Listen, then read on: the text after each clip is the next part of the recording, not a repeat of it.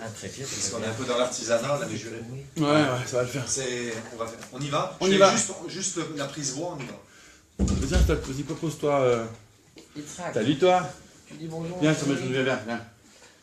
Alors aujourd'hui, comme invité d'honneur, nous avons un petit knafo. Ton prénom c'est Yitzhak. Yitzhak. Ah oui. Ah pardon. Bienvenue Yitzhak Un mot. parmi nous. Un mot. Yitzhak. I have a dream. Avec mon accent californien. Mais yeah, tu es un vrai. Voilà, le test voix est fait. Chers amis, on va pouvoir y aller. Bon, on est bon Yitzhak, on est chaud. Yitzhak va nous tenir compagnie exceptionnellement. Il nous a dit que c'était un jeune amateur de radio. C'est vrai, tu veux faire de la radio? Plus tard. Bon, c'est très bien. Ils en cherchent à Europe 1. On recrute en ce moment. Ah oui, attends, mais j'entends rien. Vas-y, il faut mettre le casque. Voilà. Tu peux bien, s'il te plaît. Bien sûr. Voilà. Ah. Le retour son. Le retour son pour le générique. Pour que nos internautes. Ah, vous voulez que je vous mette le retour quand Ouais, avec le générique. dès qu'il y a de la zik. Pas de soucis, de toute façon. Ah, merci Fred. Il n'y aura pas de problème sur le son. Mais oui. Merci Frédéric. Ça n'harcèlera pas de toute façon. Ouais. Donc je vais envoyer la sauce après. Voilà, c'est très bien ça. Voilà, si on peut se passer ça.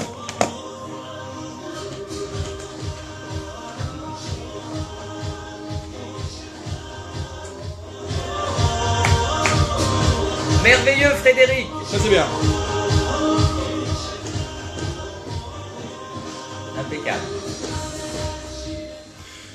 Bonjour à tous, shalom à toi cher ami. Bonjour à toutes et à tous, shalom, cher Rabbi Nissim. Nous revoici pour une nouvelle édition de Havruta, spéciale Parashat Vayetse, c'est la section hebdomadaire de la semaine. Alors camarades, nous avons nos trois parties, Absolument. qui sont traditionnelles, la question de l'auditeur ou de l'auditrice qui sera tirée par la main innocente que nous exceptionnellement avons innocente. ici. Deuxième partie, nos divrei Torah, nos interventions respectives. allocution, homélie, prêche, appelez ça comme vous voulez, et en trois parties. Et enfin, nos annonces communautaires, et Dieu sait qu'elles sont, comme chaque semaine, très nombreuses, très prolifiques et ô combien riches en contenu.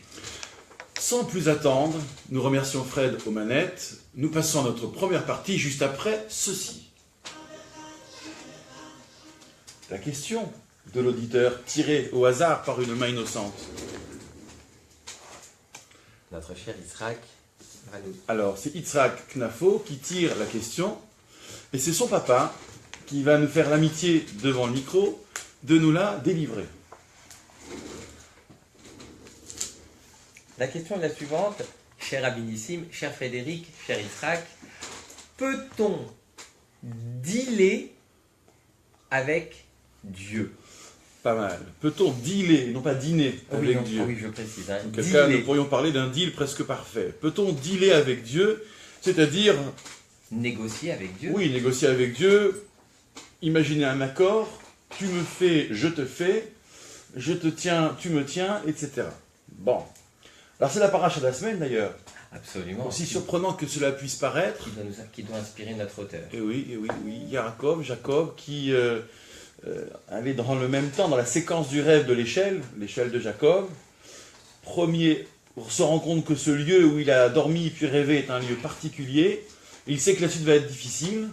Et donc à ce moment-là, il prie l'Éternel, il invoque la pitié de Dieu, mais en des termes particuliers.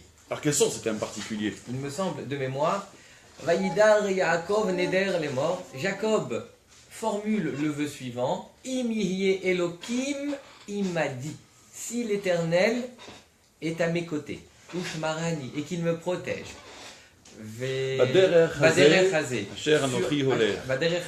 sur ce chemin que j'emprunte. Benatani Lechem le'echol ou beged ilbosh. Il me donnera et qu'il me donne. Bravo. Et qu'il me donne du pain et un vêtement pour me vêtir. Alors la suite est fondamentale. Du pain à manger, un vêtement pour me vêtir. Vehaya Hashem li l'Elohim. Alors l'Éternel sera pour moi Dieu. Et donc. Et un peu plus loin, Bechol Hashem Aser tout ce que tu me donneras, j'en prélèverai la dîme. La dîme, exactement. Donc il y a, je te reconnais comme Dieu et je te reverse 10%. Absolument. C'est ça, hein. Absolument. Voilà, c'est dit dans ces termes-là. Et donc c'est Vaïdar Yaakov, tout commence avec ce verbe, Jacob fait un vœu, c'est-à-dire un engagement. Et je comprends que la question d'auditeur tombe à point nommé, c'est vraiment faire un deal. Absolument. D'accord.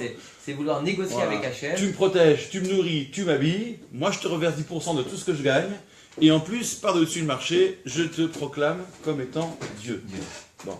Alors c'est choquant à deux égards, et je voudrais te titiller, t'interroger là-dessus. C'est choquant d'une part parce que ça a l'air très primaire comme approche du divin, d'accord. Parler à Dieu comme ça, donnant, c'est vraiment méconnaître sa place de créature devant le Créateur. Hein, t'imagines, hein, la créature qui... Il y a un proverbe égyptien qui dit c'est le concombre qui se lève frapper le jardinier. Ah, D'accord. c'est bien dit. C'est Bon. inverser les rôles, exactement. C'est très imagé, mais on comprend très bien. C'est très beau. Et puis deuxièmement, c'est Jacob. Dire, bon bah écoute, on va tout remettre à zéro là. D'accord, mes ancêtres, très bien, ils ont fait ce qu'ils ont fait. Moi aussi je vais décider que tu seras Dieu, mais donc on va dealer. Il se trouve que Jacob ne vient pas de nulle part. Exactement. Et que ça paraît déjà sur un plan général très primaire, très réducteur, et en particulier avec lui, c'est d'autant plus inacceptable. Comment tu gères ça? Donc ce point de la paracha, et en général même, quel jugement, entre guillemets, portes-tu sur ce type de foi diplomatique? Je donnerai cet adjectif pour ma part. Oui, effectivement. J'aimerais, dans un premier temps, peut-être rappeler la genèse de ce vœu, c'est-à-dire de cette formulation.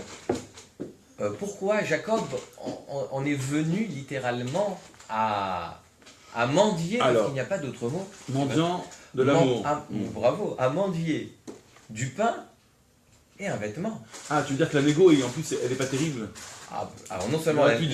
Tu me donnes du pain pour m'habiller, Absolument. du pain pour me nourrir, des vêtements pour m'habiller, Alors, une Porsche pour conduire, et puis un 5 pièces avec vue sur la mer pour méditer. Tel Aviv, tant qu'à faire. Eh bien, alors effectivement, on peut, tout est négociable avec Dieu en réalité, mais la question est, pourquoi Jacob entre dans cette négociation? Un rappel très rapide pour bien comprendre le contexte. Le Midrash nous dit que Éliphaz, le fils de Esav, a eu l'ordre de son père d'aller à la poursuite de Yaakov pour, je cite le Midrash, le trucider, c'est-à-dire le tuer. Et lorsque Éliphaz arrive à la rencontre de Yaakov, Yaakov est interpellé, mais Yaakov également est face lui-même Un à un dilemme. dilemme. Bravo. Oui. Yaakov dit à Éliphaz, tu as effectivement un devoir d'honorer ton père, à savoir, ton père te demande de me tuer. Alors effectivement, ce n'est certainement pas notre débat aujourd'hui. Est-ce que l'honneur ou le respect des parents peut aller lorsqu'une ordonnance parentale est faite, est-ce que cette ordonnance, elle peut aller à l'encontre de la Torah? D'accord, c'est un faux dilemme. Bravo, la réponse est évidente. Néanmoins, Yaakov, qui est sensible à cette mitzvah et qui a bien conscience que, en réalité, Éliphaz n'agit que sur ordre, eh bien, le dilemme est donc le suivant. D'un côté, il doit honorer son père, Esav. D'un autre côté, le Midrash nous rappelle que celui qui lui a enseigné la Torah, eh bien, ce n'est autre que Yaakov. Et donc, le Midrash nous dit, il y a donc un dilemme qui se présente à Éliphaz, qui honorer? À qui la préséance? Esav ou Yaakov? D'un côté le maître, d'un autre côté le père. Et nous savons ce que répond la Gemara dans le traité Kiddushin, qu'en réalité, l'on doit plus d'honneur et de respect au maître qu'au père. Pourquoi? Parce que, d'après le Midrash, le père et les parents donnent la vie ici-bas, alors que le maître permet d'accéder au Olam Haba, au monde futur. Mais il n'empêche que, d'après le Midrash, et je conclus après Alors, cette introduction... Comment ça résout la question de départ? Ça m'intéresse. Mais bien sûr. Alors, et justement, le Midrash nous dit, que fait Yaakov? Yaakov trouve un stratagème implacable. À savoir, Yaakov lui dit, très bien, tu vas honorer ton père parce que j'ai conscience que c'est quelque chose d'important, qui sera important dans votre tradition à venir. Allusion aux foi et aux croyances auxquelles donneront naissance occidentales. Et donc le Midrash nous dit, Yaakov se dépossède de tout ce qu'il a. Yaakov donne tous les biens qu'il avait emportés en prévision, il faut le rappeler, de son mariage. Car Yaakov va sur l'ordre de Rivka pour se marier à Haran. Du coup, il arrivera sans le sou. Mais alors comment... Et donc à ce moment-là... J'entends bien la lecture du Midrash. Alors tu ajoutes que c'est Jacob le maître. D'après un des Midrashim qui circule, c'est que c'est Isaac le maître. Mais ce que tu dis est extraordinaire, parce qu'effectivement, Jacob était l'intègre dans les tentes, sous-entendu qui étudiait. Il est impossible qu'Éliphaz n'ait pas quelque part fréquenté Jacob. Dès lors qu'il revendique la tradition du grand-père, il est proche de Jacob. Et j'entends bien, et c'est un très beau ridouche, une très belle lecture nouvelle, que Jacob est un peu son maître. Alors comment ça résout l'histoire du vœu? Alors l'histoire du vœu, et le deal qui nous préoccupe ici.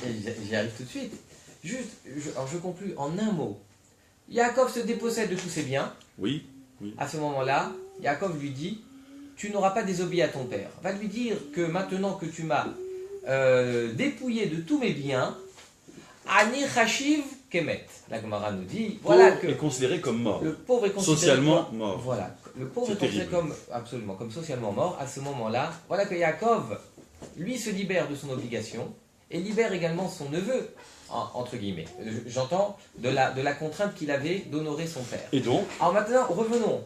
Maintenant que nous comprenons la raison pour laquelle Yaakov était dépourvu de tout, nous comprenons pourquoi Yaakov a l'essentiel, déjà en demandant simplement du pain et des vêtements puisqu'il n'avait plus rien. Ça, c'est important de le rappeler. D'accord, mais ça ne répond pas à la question du deal. Alors, on y arrive maintenant. Alors, le deal, il faut expliquer que, en temps normal, a priori, on ne peut pas négocier avec Akadosh Baruch. Nous avons des exemples de négociation avec Hachem. Nous avons un bel exemple que nous connaissons, que nous maîtrisons au rabbinisme, qui est l'exemple où Abraham négocie avec Dieu le sauvetage des villes. Oui, mais il ne négocie rien pour lui. Ah, bravo. C'est pas un deal. Il entre dans la plaidoirie, c'est une autre démarche. Mais c'est pas pour lui. Là, on a un vrai deal. Donnant. Si tu me donnes, je te donne. C'est exact. Et avec un chiffre en plus, 10%. Absolument. Donc comment, ce merveilleux midrash qui me fascine, qui explique que dans l'homme, lumière et ténèbres opèrent en même temps. C'est l'expression un peu mystique du midrash sur cette affaire d'Éliphaz. Ce personnage me passionne. Mais comment, encore une fois, tu as fait ce détour, comment ça résout notre affaire? La grossièreté du deal. Effectivement. Alors on peut répondre modestement ce que nous dit effectivement la Gemara. Qu'il est un domaine où on peut mettre à l'épreuve Hachem, oui. C'est dans le domaine du Maaser. Oui. Le Maaser, le Talmud nous enseigne que le Maaser, c'est un domaine particulier où l'on peut éventuellement tester Akadosh Baruch. Tester, c'est-à-dire jauger Hachem. En fait, là, tu as gravé notre cas, c'est qu'il y a un midrash, on va expliquer pour nos auditeurs et nos internautes qui nous suivent en direct, sur le commandement Aser te Aser, prélever, tu prélèveras la dîme. Je ne vais pas rentrer dans les détails de quelle ligne comptable dans cette fiscalité biblique. Mais le Aser, la racine Aser peut se lire aussi Asher quelque part, s'enrichir. Aser bishvil shetit Asher, paraphrase de Midrash, prélève la dîme pour t'enrichir. C'est-à-dire que Dieu dit, je cite le Midrash Rabbah, Dieu dit, tu ne peux me tester, mais avec ce commandement, je te demande de me tester. Donne la dîme, je t'enrichis. Donc quoi qu'on dise, et moi j'aimerais faire le procès de cette pratique diplomatique, de cette foi diplomatique. Je vais citer notamment un grand maître de notre siècle, Rav Shlomo Wolbe. Mais quoi qu'on dise de cette pratique diplomatique, elle est entérinée. Avec l'histoire du Maaser, avec ce commandement et le Midrash qui paraphrase le commandement du Maaser, et qui fait que finalement Jacob il est peut-être le premier du genre, mais il est confirmé dans cette démarche. Et tu n'as toujours pas, si je puis me permettre, cher ami, tu n'as toujours pas résolu la grossièreté de la chose. Alors justement, quand bien même elle est entérinée. Alors, j'entends. Ce qu'on peut entre guillemets, expliquer, c'est que dès lors qu'il est question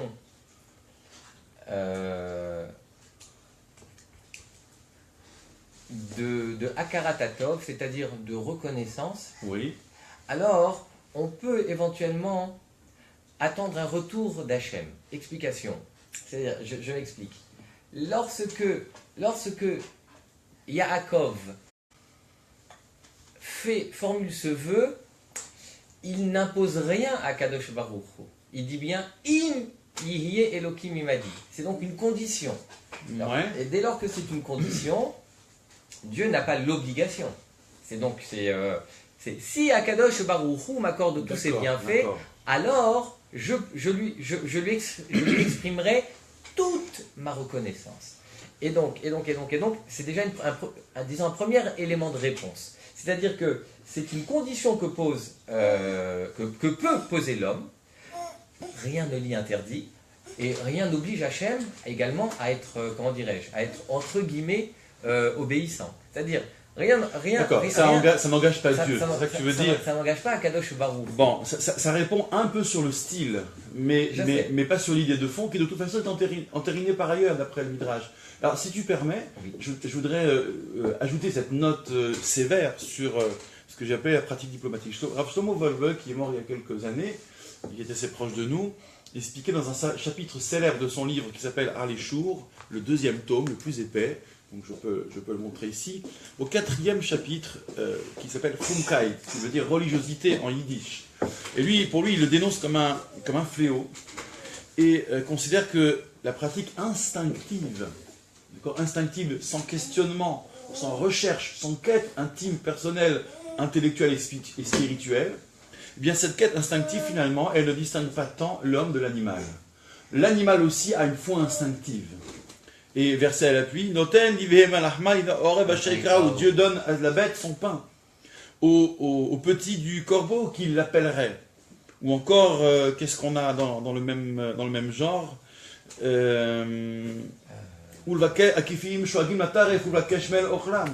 D'accord, les petits du lion, on peut dire des louveteaux, réclament leur nourriture et c'est à Dieu qu'ils demandent leur pitance. Donc l'animal, il connaît la main tendue du maître qui lui donne à manger, il sait se diriger vers. C'est même comme ça qu'on pratique le dressage, je crois, pour l'essentiel. Donc savoir vers qui tourner pour manger, ou bien, et c'est une longue tradition historique, pour gagner une bataille, pour asseoir un règne, pour survivre, pour s'établir dans l'histoire, tous ces deals-là sont en réalité autant de reproduction de la foi animale. Foi d'animal, dirait La Fontaine.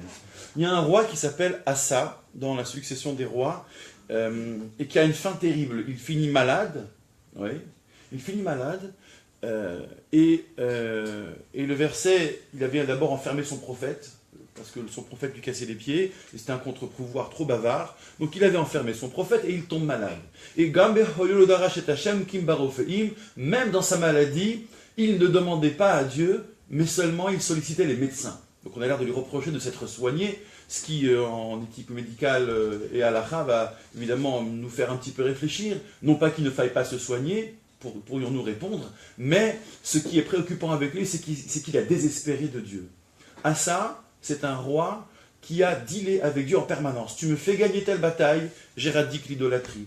Tu me fais gagner telle autre, j'instruirai les enfants, et ainsi de suite. Le jour où il s'aborde son prophète, pour des raisons qui pourraient peut-être nous échapper, mais on ferait voir dans le texte, il se dit, j'étais trop loin, c'est fini.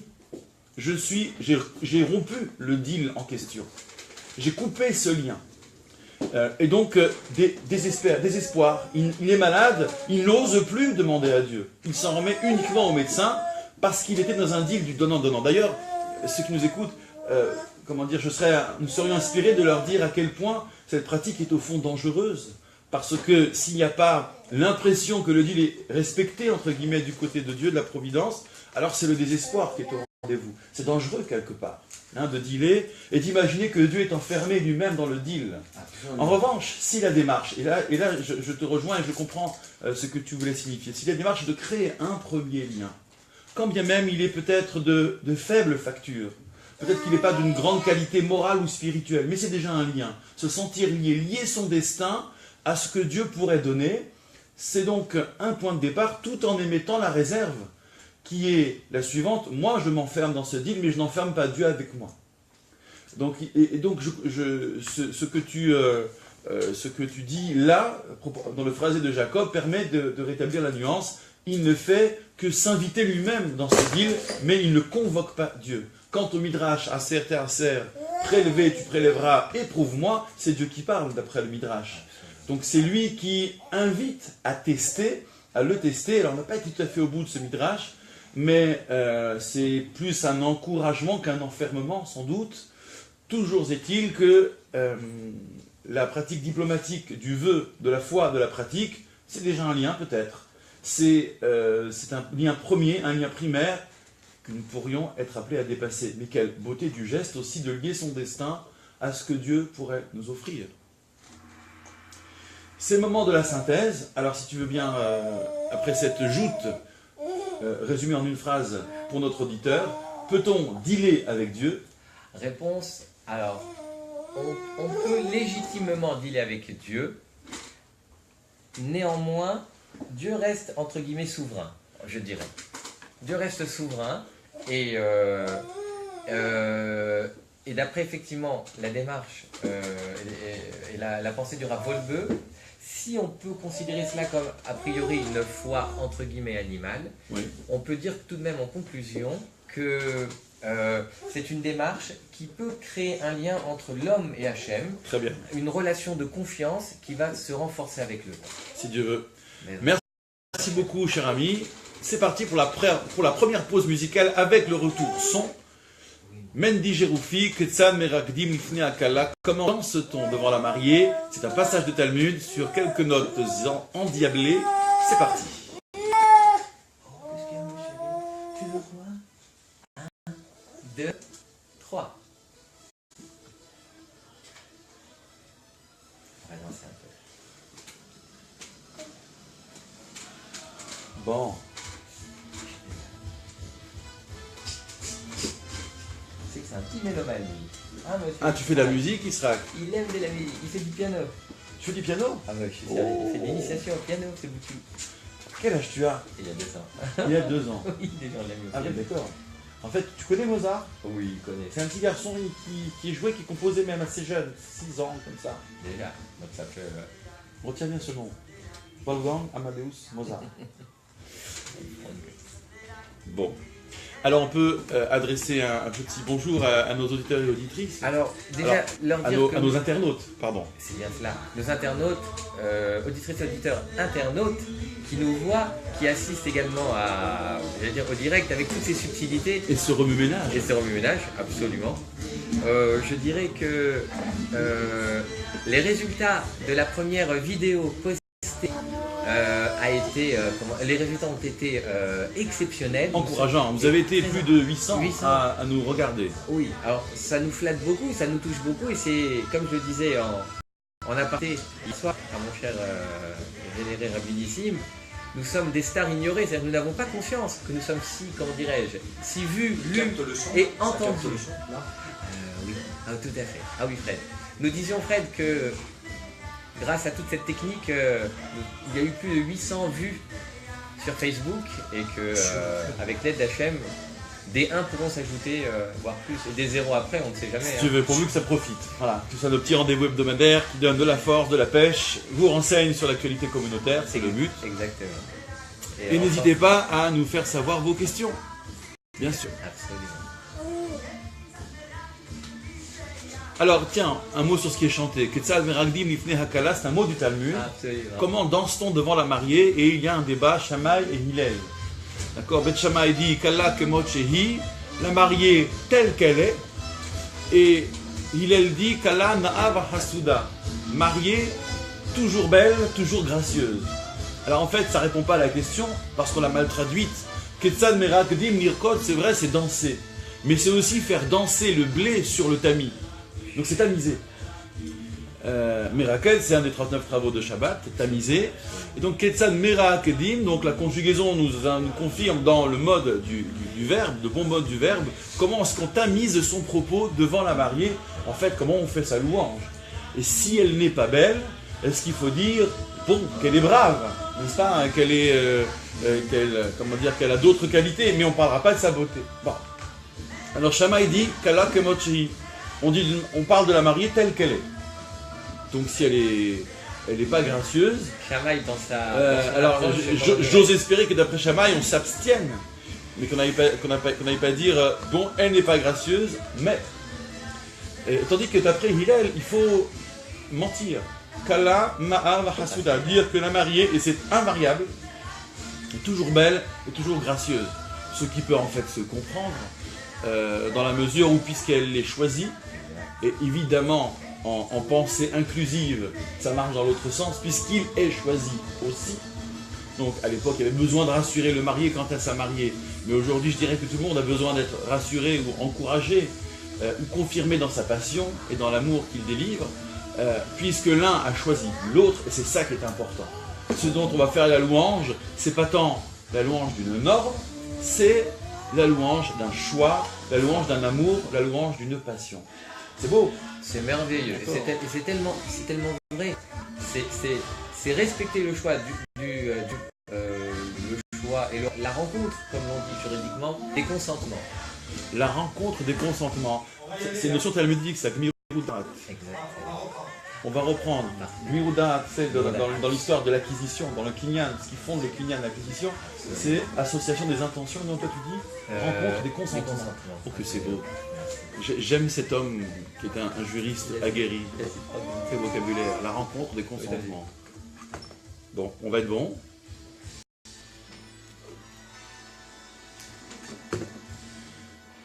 Ben dit Jéroufi sur Radio Kol Shalom, comment fait-on la louange de la mariée? C'est maintenant un temps très court de d'Ivre Torah, de parole de Torah. Tout d'abord, l'indomptable, le redoutable Meir Knafo, juste après ceci. Merci, cher Avinissim. Pour aller à l'essentiel d'une paracha, j'allais dire prolifique. Pourquoi prolifique? Parce que c'est dans cette paracha que vont naître les Shivete Israël, les 12 tribus d'Israël. Et je m'arrêterai sur un seul des enseignements qui est cher, qui m'est cher personnellement également, auquel nous sommes tous très attachés ici, c'est l'attribution d'un prénom. Puisque nous découvrons à chaque fois que l'une des 12 tribus d'Israël naît, qu'il y aura consultation entre le mari et la femme, en l'espèce Yaakov et respectivement Léa et Rachel, pour, entre guillemets, nommer, c'est-à-dire pour donner un prénom. Or, nous savons que ce prénom, il est lié ou bien à un événement personnel, ou alors à une circonstance. Par exemple, Yehuda, qui est non des moindres. Alken il l'avait ishi, c'est parce que mon mari m'a accompagné, c'est-à-dire parce que ce sont les propos de Léa, les paroles de Léa qui dit mon mari a été sensible déjà à ma requête, mon mari a conçu de m'accompagner dans ma démarche, c'est pourquoi la Torah nous dit, c'est pourquoi eh bien, il portera le nom de Lévi. Et Yehuda, c'est Hapam Odeh et Hashem. Voilà que Léa a conscience que Dieu la gratifie d'un Reuven, Shimon, Lévi, Yehuda, d'un 4e enfant. Et elle a conscience à ce moment-là qu'elle n'aura plus d'enfants, et qu'elle en aura encore 2 grâce à sa servante. C'est pourquoi elle le loue à Kadosh Baruch Hu de l'avoir déjà gratifié de 4 enfants.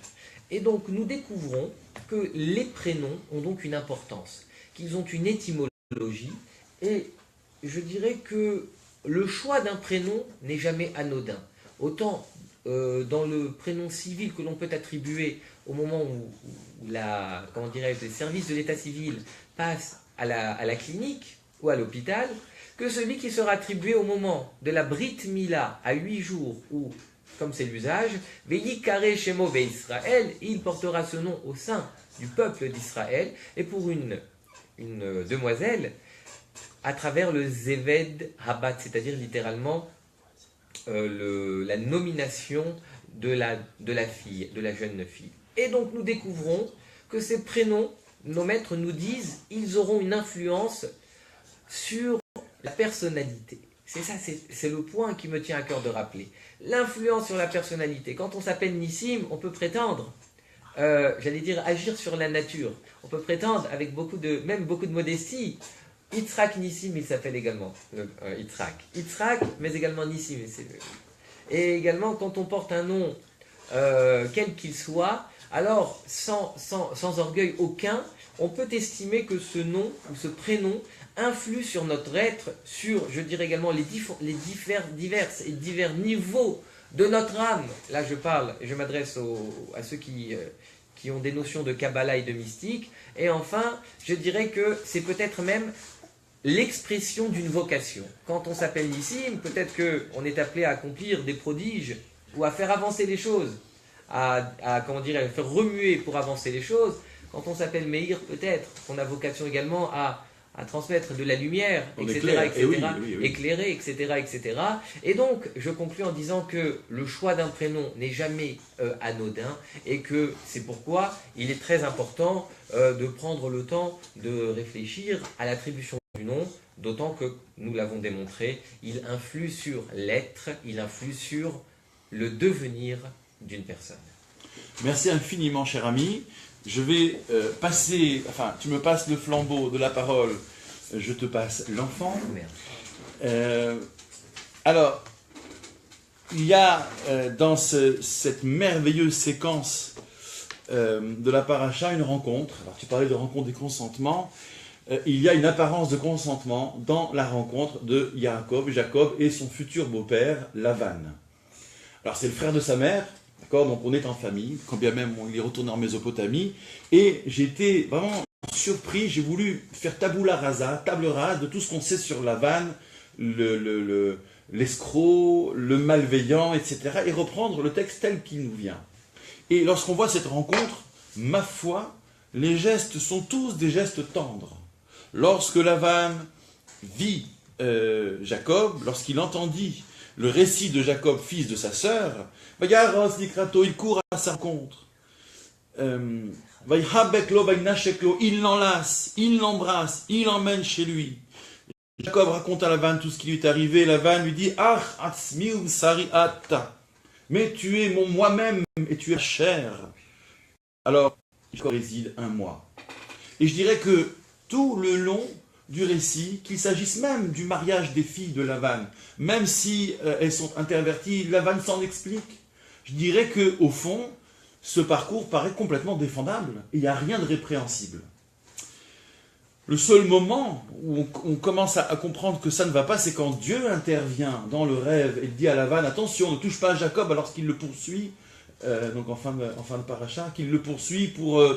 on ne sait pas pourquoi. Et entre guillemets, Dieu lui non plus ne sait pas pourquoi. Ne fais rien à Jacob, ni de bon ni de mauvais. Stop, tu le laisses tranquille. Et on met en scène la séparation sur fond de « Ah, quand même, tu m'as pris mes filles, mais moi je ne demandais qu'à être à vos côtés, etc. etc. » Donc c'est compliqué de voir. Et c'est tellement compliqué, cette ambiguïté, parce que, par exemple, quand le Midrash Rabbah rapporté par Rashi va commenter l'accolade et l'embrassade, il entend Lavan que Jacob vient, il se dit super, cet homme est plein d'argent, comme jadis Eliezer était venu demander Rivka, ma sœur. Donc lui aussi va arriver plein d'argent, il voit qu'il n'a rien, donc il l'embrasse, il se dit peut-être c'est dans ses poches, enfin il l'enlace, il ne trouve rien dans les poches, il se dit c'est pas possible, il a dû avaler des pierres précieuses, il l'embrasse pour voir de près s'il y a quelque chose dans la bouche, et ainsi de suite. Donc le Midrash fait une relecture complètement à charge pour dire l'accolade n'est pas une accolade, l'embrassade n'est pas une embrassade. Bon.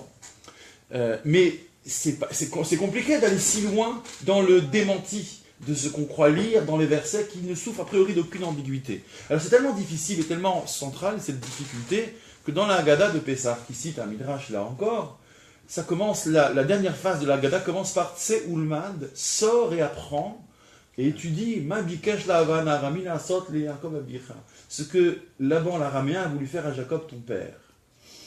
il a voulu faire pire que Pharaon, parce qu'en voulant tuer Jacob, il empêche l'avènement des tribus d'Israël, mâles et femelles, alors que Pharaon ne s'était concentré que sur les mâles, comme chacun sait, que sur les garçons. Donc on voit que c'est Oulmad, il y a vraiment besoin d'apprendre, ça ne va pas de soi, il faut étudier le personnage, le décrypter, le décoder, le déchiffrer pour arriver à établir que tous ces gestes rétroactivement sont en réalité des gestes hypocrites, bien que dans le phrasé des versets, tout paraisse sans ambiguïté défendable. Alors, pourquoi Tseoulmad? Pourquoi devoir apprendre de ce bonhomme? Je proposerais ceci en substance, parce que ça paraît central, c'est comme ça qu'on peut comprendre l'identité de ce peuple sortant d'Égypte, en comprenant ce qui cloche avec Lavan et qui n'apparaît pas tout de suite.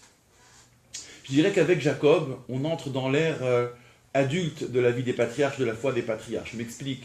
Jacob, pourtant patriarche de vérité, selon les mystiques, Titenemet le Yaakov, sa vertu c'est la vérité, est tout sauf clairement véritable.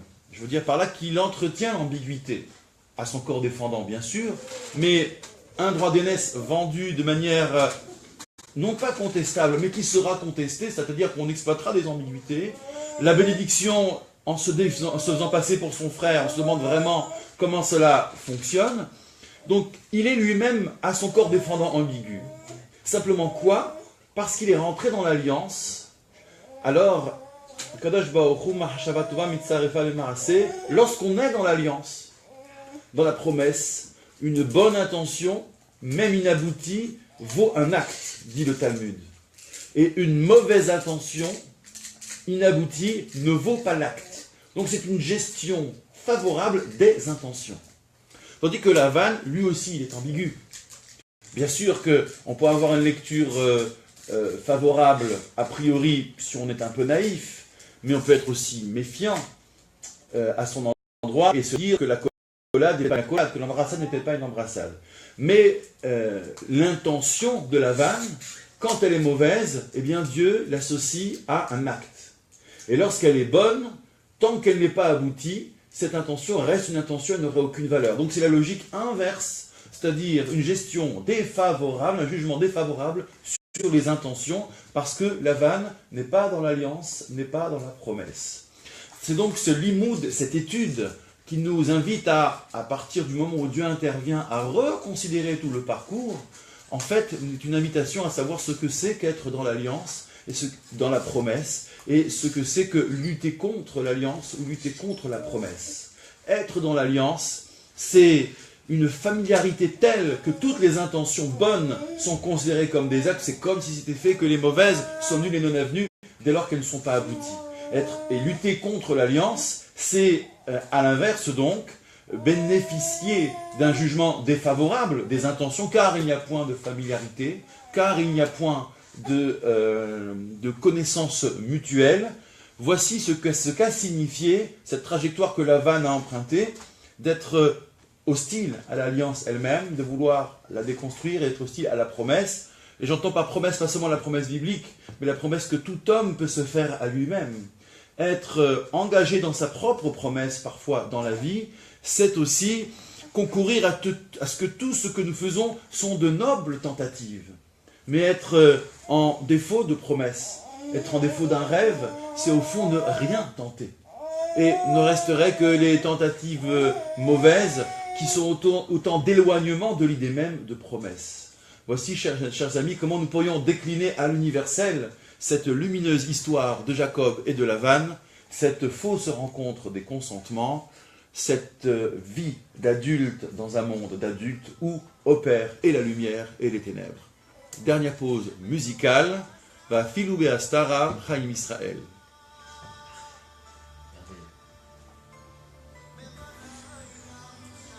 Oui, on va cutter, bien sûr. Ouais.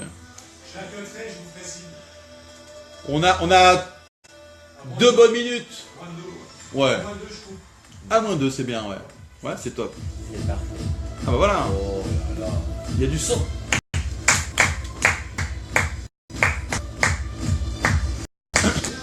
Beastara, Shebetor Astara.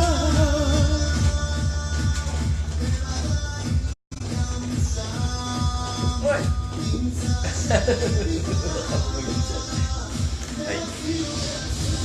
Bien. Merveilleux.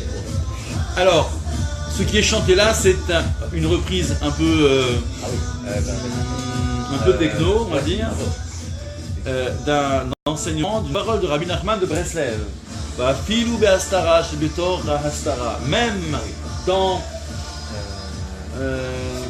le secret qui est dans le secret, même dans le ténèbre qui est dans le ténèbre, je ne sais pas comment traduire, le mystère qui est dans le mystère, mais Vadaï, Gam, Sham, à l'évidence, là-bas aussi, à l'évidence, le Vadaï, se trouve Hachem, béni soit-il, éternel béni soit-il.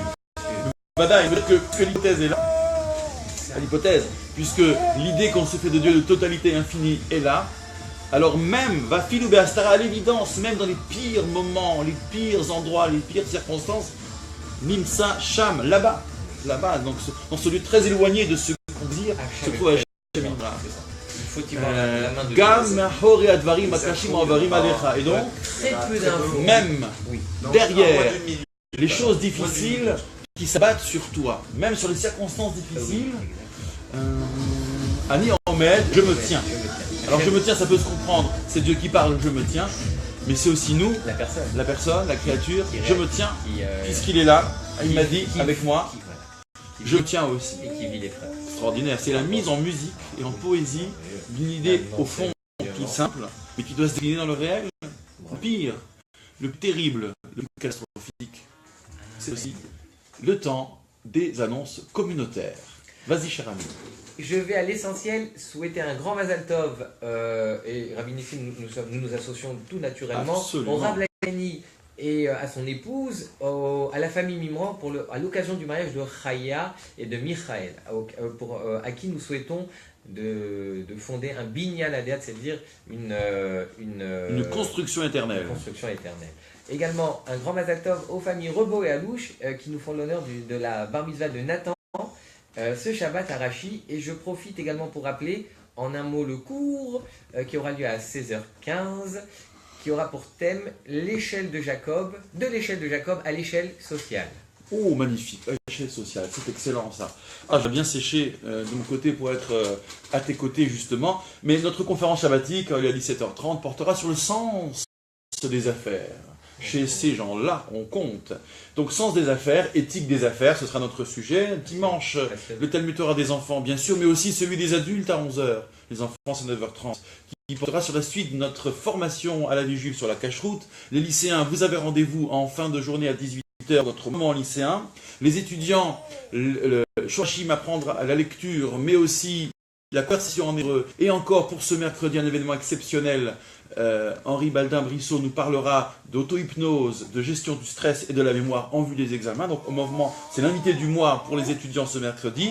Je vous rappelle enfin le cours d'études bibliques qui aura lieu lundi. C'est la suite du premier d'il y a 2 semaines. Défendre Sédom. Et encore tout un tas de rendez-vous pour toutes les générations. Si Dieu veut, cette semaine sera encore une grande semaine. Une année riche. Une année riche, Bezrat Hashem. Nous aurons l'occasion de féliciter à Bar Mitzvah d'ailleurs lors de notre émission prochaine. Bref, ça bouge, ça vit à Grenoble. Et c'est avec vous et c'est grâce à vous. Shabbat Shalom à toutes et à tous.